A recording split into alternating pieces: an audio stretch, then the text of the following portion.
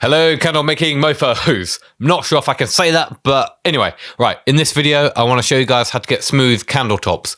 More often than not, we nail it, we get nice smooth ones, but occasionally we get ones which look like this, that have sinkholes and just a bit bumpy. They just need a bit of help. So in this video, I'm going to show you guys what you can do to get smooth candle tops, and it involves a heat gun.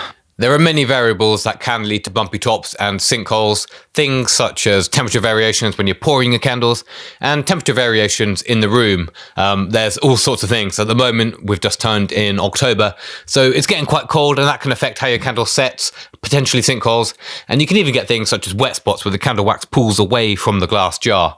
So fear not, like I said, all you need is a heat gun. I've got this one here that cost me about £20. I've had it for several years now and it hasn't let me down. I would even go as far to say as this thing is mega. You can use it for all sorts, not just getting smooth tops on your candles. You can use it to do sort of marble, sort of layered candles. You can use it to fix wet spots, but from my experience, they don't tend to fix the problem permanently. And you can even use it to set little wax melts on top. So it's pretty good for a lot of things and it's quite a cheap investment. So I would definitely get one. So what we're going to do now is try and fix this candle here. This one, like I said, it's got a bit of a sinkhole and it's got a bit of a bumpy top. So we're just going to try and smooth that out with a heat gun and I'll show you how easy it is.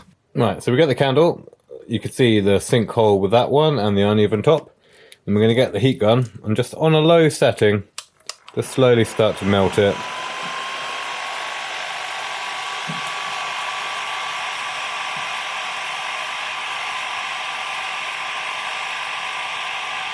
Just move it around in circles. We don't want to spend too much time on one area.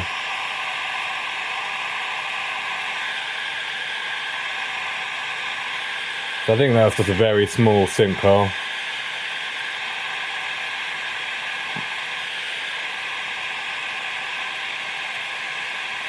And we'll just let that one reset again. And there's another one here which is very similar. So we'll just do that at the same time. You don't want to do it too hot either, because you could burn off some of the scent, which could reduce the cold throw and the hot throw. So just a nice lower temperature, sort of low to medium, just enough to melt the wax. And with candle wax, it doesn't take a lot to melt it anyway, does it? So, and then we're just going to have a quick